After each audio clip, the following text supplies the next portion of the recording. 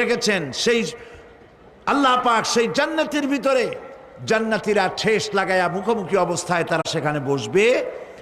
আর জান্নাতীদের মনের মধ্যে কোনো দুঃখ থাকবে না, পেরেশানি থাকবে না। পৃথিবীতে মানুষের দুঃখ থাকে, পেরেশানি থাকে, সেখানে কোনো দুঃখ আর পেরেশানি থাকবে না। সেই জায়গাটা হবে শীতাতপ নিয়ন্ত্রিত, না শীত না গরম, চির বসন্ত বিরাজ করবে। জান্নাতীরা সেখানে থাকবে।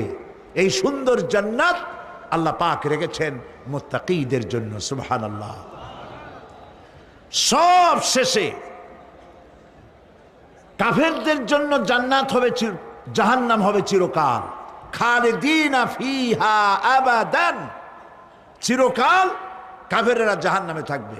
কিন্তু যারা একবার বিশ্বাসের সাথে উচ্চারণ করেছে লা ইলাহা